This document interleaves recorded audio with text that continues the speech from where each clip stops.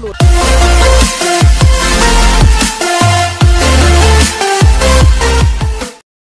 সুপ্রভাত বন্ধুরা, কেমন আছো তোমরা সকলে? আশা করব খুবই ভালো আছো এবং সুস্থ আছো। আমি রিঙ্কু চলে এসেছি নতুন আরও একটা ব্লগ ভিডিও তোমাদের সঙ্গে শেয়ার করছি। ঘড়ির কাঁটাই দেখতে পারলে এখন বাজে 5টা 10। আসলে ঘড়ির ক্যামেরা অন করতে করতে 5টা 10 বেজে গেছে। উঠেছি 5টার সময়। তো 5টার সময় উঠে এই দেখো এখন মেয়েকে ডাকাডাকি শুরু করেছি। আজ সকালবেলা যেহেতু টিউশন আছে, আর সত্যি কথা সকালবেলাটা কারোরই ঘুম ভাঙতে চায় না। তো তোমাদেরকে এই দেখো বাইরে এসেছি, বাইরের পরিবেশটা দেখা যায়। আর ওইখানে দেখতে পাচ্ছ একটা পেঁচা বসে আছে। আর এই ঘরটাই না পেঁচা থাকে, প্রচুর পেঁচা থাকে। ওই যে দেখো একটুখানি বেরিয়েছে, সেটাই তোমাদেরকে একটু দেখানোর চেষ্টা করছি। তাহলে চলো বন্ধুরা, আজকে দিনটা আমি কিভাবে শুরু করলাম আর কি করছি না করছি তোমাদের সঙ্গে সবটুকুই শেয়ার করব। আর এখন 5টা সবে সকাল হচ্ছে। এখন তো রাত বড়, দিন ছোট হয়ে গেছে, তাই 5টার সময়ই সকাল হয়। এখন 4:30টার সময় উঠলে অন্ধকার অন্ধকার হয়ে থাকে। যারা কখনো পেঁচা দেখোনি তো দেখে নাও। ওই দেখো এই যা ভিতর পেনে ঢুকে গেল, ওই ঘরটার ভিতরেই থাকে, তো ভিতরে চলে গেল। তো চলো আমিও চলে এলাম ঘরের ভিতরে এসে নিজে একটু ফ্রেশ হয়ে নিচ্ছি। এই দেখো একটু চুন দিয়ে চুলটা আঁচড়ে নিলাম। মেয়েকে ডাকলাম, মেয়ে তো উঠলোই না। তো টিউশন যাবে বললাম, তো টিউশন আর আজকে গেল না, বললো আজকে যাবো না, অন্য দিনটা চলে যাব। আর আমি এই যে লিকুইড সিঁদুরটা পরি, তাই একটু সিঁদুরটা পরে নিলাম। তো উঠে পড়ে ও চলে গেছে। এখন ঘড়ির কাঁটায় প্রায় 6টা বেজে গেছে। তো আমি এখন বিছানাটা গুছিয়ে নিই, আর পর নিচেই চলে আসবো। এই তো নিচেই চলে এসেছি। এই দেখো এখন অনেক বাসন রয়েছে, তো সেই বাসনগুলোকে মেজে নিই। গৃহিণীদের তো এইভাবেই দিন শুরু হয়, কাজকর্ম দিয়েই শুরু হয়। আর এই যে কাজকর্মই তোমাদের সঙ্গে সবসময় শেয়ার করি। আর কি বলো তো, মেয়ে এবছর এইচএস পরীক্ষা দেবে। বাড়ির বাইরে তো একদমই যাওয়া হয় না। আর প্রাইভেট টিউশন, এর স্কুল, এইসব করতেই প্রাইভেট টিউশনটা একই জিনিস। তো এইসব ওরও করতে দিন চলে যায়। আর মাকে তো এর পেছনে খেটে থাকতেই হয়, থাকতেই হবে, না হলে তো যত বড়ই হোক না কেন দেখবে সন্তানরা দেখবে পরীক্ষা পাশে না থাকলে দেখবে ঠিকমতো পড়াশোনাটাও ঠিকঠাক করে না। তাই ঠিকমতো বাড়ির বাইরে বেরোনো হয় না। এই ঘরের ভেতরে টুকটাক যা কাজ করি, টুকটাক বলতে আমার সারাদিনের কাজকর্মই তোমাদের সঙ্গে শেয়ার করি।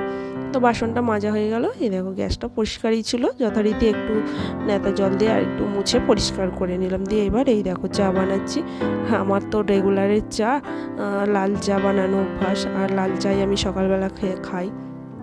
তো আদা গোলমরিচ দিয়ে আমার লাল চা শুরু করে দিয়েছি।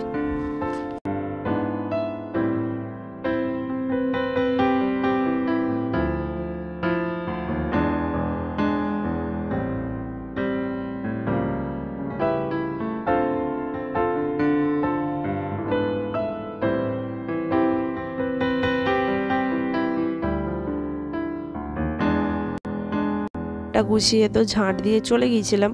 তারপরে এসে এই দেখো এখন ঘরটাকে মুছে নিলাম। তো ভাবছি কি বলতো, যে ঘরটা না মুছলে বেলা হয়ে গেলে নাই রান্নার দিকে গেলে আর ঘরটা মোছা হবে না।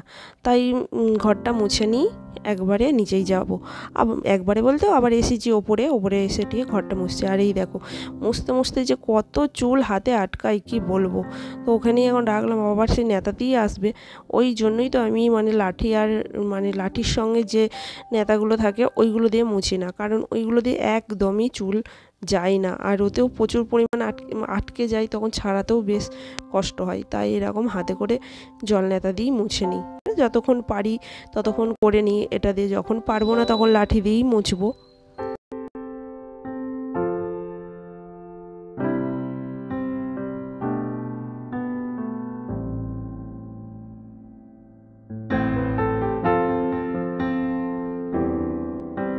দেখো এখন এই সিঁড়িটা সবটুকু মুছি না, সব প্রতিদিন তো সিঁড়ি মোছা সম্ভব নয়।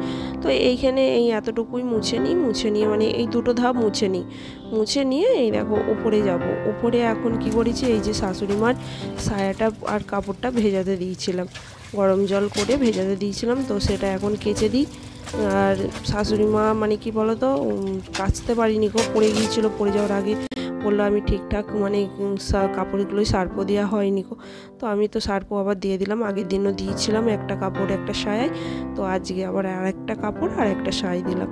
তো আমার আজকে কিছু নেই, শুধু শাশুড়ি মারই কাপড় সায়াটা রয়েছে, তো মেলে দিলাম। মেলে দেওয়ার পরেই দেখো তোমাদেরকে দেখাচ্ছি 9টা মণি ফুল ফুটেছে। আর সত্যি কথা 9টা মতন বেজেও গেছে প্রায়। 9টা মণি ফুল ফুললে বেশ ভালো লাগে দেখতে, খুব ভালো লাগে। তো চলো এখন আমি নিচের দিকে রওনা দিচ্ছি, এখন নিচে গিয়ে রান্না বান্না করতে হবে। এই দেখো রান্না বান্না তো করছি, আর মেয়ের স্কুলে টিফিন বানাতে হবে, স্কুল যাবে। আর ওখানে আমি কার সঙ্গে কথা বলছি, শাশুড়ি মা তো ওইখানেই শুয়ে আছে, তোমরা আগের ভিডিওতে দেখতে পাবে যে পাশেই শুয়ে থাকে। আর তো বয়স হয়েছে যেহেতু বক বক বক বক করে যায়, আর ওর সঙ্গে বকতে হয়, সেই বাচ্চা ছেলে মেয়েদের মতন অবস্থা জানো।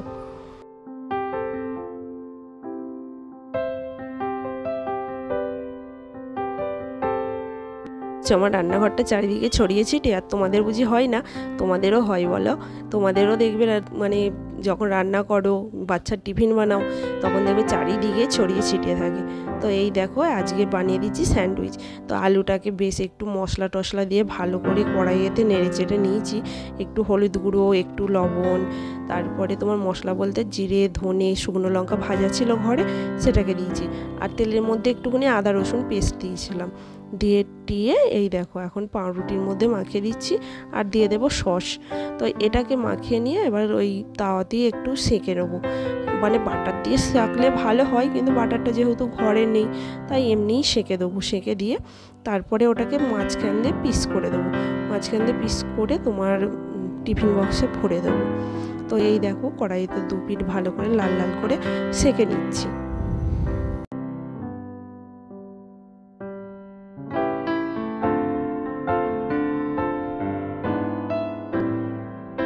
সিদ্ধটা একটু বেড়ে গিয়েছিলো, ওই আলু সিদ্ধ দিয়ে আর একটু আলু সিদ্ধ মেখে নিয়েছি, বেশ ভালো লাগছিলো খেতে।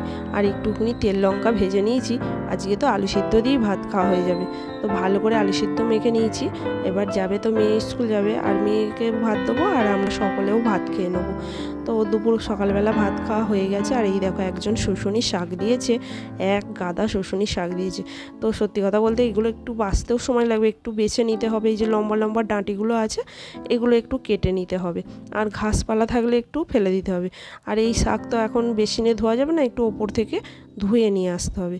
সত্যি কথা বলতে খুব ভালো লাগে গো এই শাক খেতে, ভীষণ ভালো লাগে। আর এদিকে মাংসটাকে ম্যারিনেট করে রেখে দিয়েছি, করবো একটুখানি চিকেন।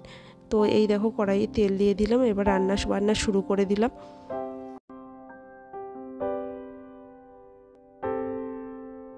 চিকেনটাই প্রথমে করে নিলাম, তো শাকটা তো একবারে বাঁচা যাবে না, তাই জন্য চিকেনটা হোক কড়াইয়ে, অন্য কড়াইয়েতে আমি শুশুনি শাকটা একটু ভেজে নেবো, আর একটু ঝোল করবো। জানো শুশুনি শাকের ঝোল খেতে ভীষণ ভালো লাগে, আর শুশুনি শাকের ঝোল খেলে শরীরটাও ঠান্ডা থাকে, পেটটাও ঠান্ডা থাকে, জানো ভীষণ ভালো লাগে গো। আর এই সময় মাঠে ধান চাষ করে, তো এই সময়ই মানে শুশুনি শাকটা হয়। তো এই দেখো, তো দইটা দিতে ম্যাগনেটের সময় ভুলে গিয়েছিলাম, তো পরে দিয়ে দিলাম। বেশ সুন্দর একটা তেল ছেড়ে দিয়েছে চিকেন থেকে। তো চলো কষাতে থাকি, কষিয়ে টষিয়ে তারপর এদিকে কষানোও হচ্ছে, আবার ওদিকে শাকও বাছতে যাচ্ছি। জানো এরকমই করছি, না করলে কে বেছে দেবে বলো আমায়। তো এইখানে কষাতে দিয়ে এই দেখো তারপরে আবার এদিকে শাকটাও একটু একটু একটু একটু করে বেছে নিচ্ছিলাম। সে গরম বলা যায় বলো, এত প্রচণ্ড পরিমাণ গরম দিচ্ছে কি বলবো, একদম মানে বিচ্ছিরি গরম জানো তো। তবে নিম্নচাপ করছে, দেখছি মানে নিম্নচাপ আসছে, বৃষ্টি হচ্ছে একটু আদ্র ছিটে ফোটা এদিক সেদিক বৃষ্টি হচ্ছে। আমাদের এদিকে ওই 1 ফোঁটা 2 ফোঁটা ছিটে ছাটা হচ্ছে, আবার শুনছি নাকি অন্যদিকেও প্রচুর বৃষ্টি হচ্ছে। তো কি বলবো, এত প্রচণ্ড পরিমাণ গরম দিচ্ছে কিছু বলার নেই, মনে হচ্ছে হাত পাকা দিয়ে হাওয়া খাই, কিন্তু হাত পাকা দিয়ে হাওয়া খেতে গেলে তো হবে না। এদিকে চিকেনটাও করছে, আবার ওদিকে তোমার শাক কটাও বাছতে হবে। তো এই দেখো আমার শাক বাছা হয়ে গেছে, একটু কড়াইতে তেল সর্ষে ফোড়ন দিয়ে আর একটা লঙ্কা দিয়ে এটা করব ঝোল। এই যে ঝোল করে নিলাম, অল্প শাক দিয়ে এটা ঝোল করলাম, আর করব তোমার এটা ভাজা করব। তো একদম তেল লঙ্কা সর্ষে ফোড়ন দিয়ে এটা ভাজা করছি। আজকে দুপুরবেলা শুশুনি শাক ভাজা আর শুশুনি শাকের ঝোল আর হচ্ছে মাংস করেছি। তো চলো আজকের মতো বকবক এখানেই শেষ করছি। দেখা হবে পরের একটা ব্লগে। ভালো থেকো, সুস্থ থেকো, সাবধানে থেকো, হাসি খুশিতে থেকো। আর ব্লগটি কেমন লাগলো কিন্তু অবশ্যই কমেন্টস করে জানিও। আর ভালো লাগলে চ্যানেলটিকে সাবস্ক্রাইব করে দিও, লাইক করে দিও, শেয়ার করে দিও প্রচুর।